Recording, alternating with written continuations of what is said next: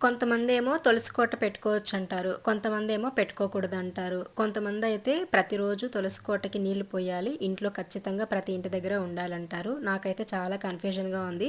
So, మీరేమంటారో నాకు comments చేయండి. నన్ను పెట్టుకోమంటారా? వద్దంటారా? మీలో గనక ఎక్కువ కామెంట్స్ పెట్టుకోమని చెప్పేసొస్తే నాకు మంచి జరుగుతుందంటే ఖచ్చితంగా నేను పెట్టుకుంటానండి. తులసి కోట అనేది చిన్నగా అయినా పెట్టుకుంటాను. ఇంక నేనైతే ఇది శుక్రవారం వీడియో మంచిగా ఇంటి ముందు కల్లాపు చల్లి ముగ్గులు పెట్టేసుకున్నాను. ఇంకా ఇంటి ముందున్న ఈ చెట్లన్నీ కూడా తీసేసి నేను బయట పెట్టేశానని చెప్పాను కదా, అవి ఇంతవరకు సరిగా చూపించలేదని చెప్పేసి ఇంక ఇప్పుడైతే చూపిద్దామని చూపిస్తున్నా. ఇది అలోవెరా కలబంద చెట్టు అయితే చాలా గ్రోత్ అయిందండి. చిన్న మొక్క నేను నర్సరీలో తెచ్చి నాటింది.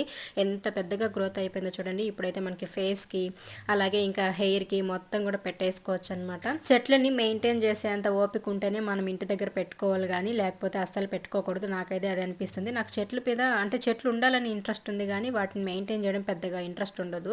సో, ఇంకా ఫుల్ వీడియో నేను టైటిల్ కింద లింక్ ఇస్తానండి. ఎవరైనా చూడకపోతే చూడండి. అండ్ ఈ వీడియో ఎలా అనిపించిందో కామెంట్స్‌లో షేర్ చేయండి. నచ్చితే లైక్ చేయండి. ఇంక ఈ 2 చెట్లు మాత్రం ఇక్కడ పెట్టేసుకున్నాను.